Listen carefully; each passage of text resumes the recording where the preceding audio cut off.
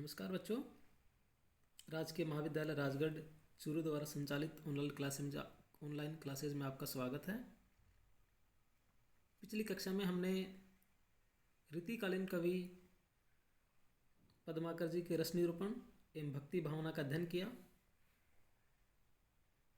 रीतिकाल की मुख्य प्रवृत्तियों को जब हम देखते हैं तो हमारे सामने मुख्यतः जो प्रवृत्तियां उभर करके सामने आती हैं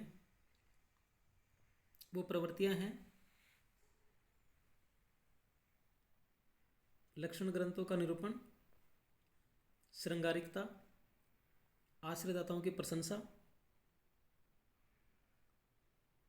भक्ति भावना, प्रकृति चित्रण।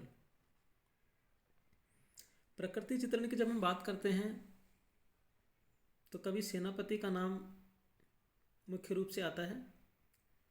कवि सेनापति का जन्म संवत 1706 में हुआ और इनकी जो प्रमुख रचना है वो है कवित रत्नाकर। कवित रत्नाकर के अनेक छंदों का जब हम अध्ययन करते हैं तो हमारे सामने एक बात उभर करके आती है कि इस रचना के समय कवि जीवन के अंतिम चरण में थे और यह अनुमान लगाया जाता है कि कवि सेनापति का जन्म और मृत्यु का समय बीच का अंतराल लगभग 60-65 वर्ष रहा। इनकी प्रमुख रचना कवित रत्नाकर की पहली तरंग से पता चलता है, पहली तरंग में एक छंद है उससे पता चलता है कि इनके पितामह का नाम परशुराम दीक्षित था और इनके पिता गंगाधर ने गंगा तट पर बसी अनूप नगरी को पाया था। गंगा तीर बस्ती अनूप जिमी पाई है। इसी आधार पर कहा जा सकता है कि कवि सेनापति अनूप शहर, जो वर्तमान में बुलंदशहर के पास में है, के निवासी थे। मिस्र बंधुओं ने इनका संबंध किसी मुगल दरबार से माना, किंतु यह भी एक अनुमान ही है। कवित रत्नाकर के मंगलाचरण संबंधी छंदों से लगता है कि सेनापति राम भक्त थे और राम का वर्णन उन्होंने कई स्थानों पर किया है। यद्यपि सेनापति ने कृष्ण और शिव के लिए भी छंद लिखे हैं। शिव सिंह सरोज के अनुसार सेनापति ने क्षेत्र संन्यास ले लिया था और उसके बाद में वृंदावन में रहने लगे थे।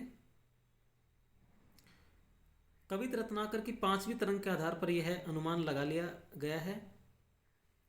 कवि सेनापति आत्मसम्मानी एवं आदर्श व्यक्तित्व के धनी थे। वे इतने आत्मसम्मानी थे कि संकट पड़ने पर भी दुर्जनों से सहायता मांगने उन्हें स्वीकार नहीं था। शांत स्वभाव एवं निर्विकार भाव वाले व्यक्ति थे। यह सब कवित रत्नाकर के छंदों से पता चलता है। प्रथम पद में हम देखते हैं कि कवि सेनापति ने अपने कुल का या अपने वंश का परिचय दिया है। देखिए क्या है। दीक्षित परशुराम जादो है विदित नाम, जिन कीने यज्ञ जाकी जग में बड़ाई है।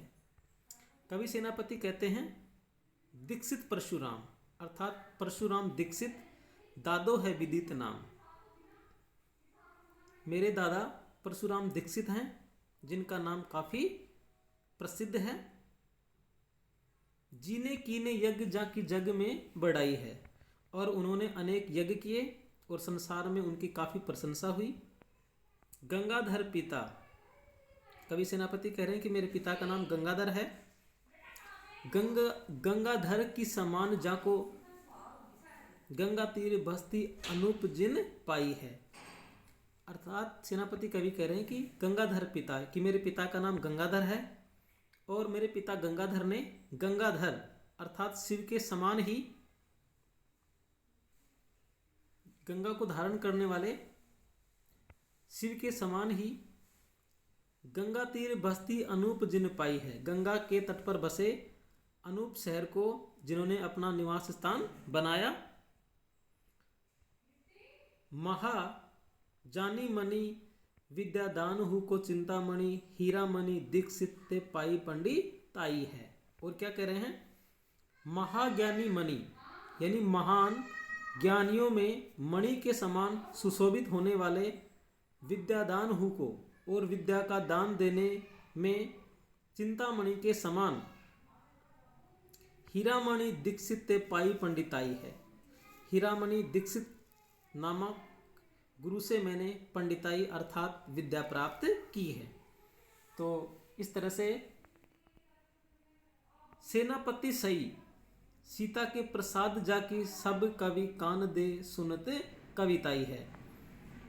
सेनापति कवि कह रहे हैं सेनापति सई, सेनापति कवि कह रहे हैं कि मैं वही सेनापति हूँ सीता के प्रसाद जाकी जिनकी कविता को सीता के पति श्री राम की कृपा से कान देकर अर्थात बड़े ध्यान से सब लोग सुनते हैं। सेनापति सई सीता के प्रसाद जाकी सब कवि कान द्वे सुनत कविताई है कि जिनकी कविता को कि सेनापति कवि कह रहे हैं कि मैं वही सेनापति हूँ जिनकी कविता को सीता के पति श्री राम की कृपा से सभी कवि बड़े ध्यान से सुनते हैं।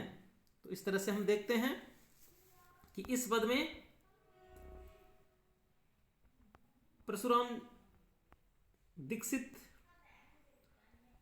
नाम बताया है। सेनापति ने अपने दादा का, अपने पिता का नाम गंगाधर बताया है और अपना निवास स्थान है वो गंगा के तीर अर्थात गंगा के किनारे पर बसे अनूप शहर को बताया है। साथ में ही अपने गुरु का नाम हीरामणि दीक्षित बताया है। अपने गुरु की प्रशंसा करते हुए यहाँ पे सेनापति कवि ने अपने गुरु हीरामणि दीक्षित को महाज्ञानी यानी महान ज्ञानियों में मणि के समान और विद्यादान देने में चिंतामणि के समान अपने गुरु को बताया है। साथ में ही अंतिम दो पंक्तियों में कवि ने राम भक्ति भी की है कि सीता के पति श्री राम की कृपा से ही मेरी कविता को सभी कवि ध्यान दे करके सुनते हैं। अगले पद में देखिए, मूडन को अगम सुगम एक ताको जाकी तीक्षण अमल विधि बुद्धि है अथाह की।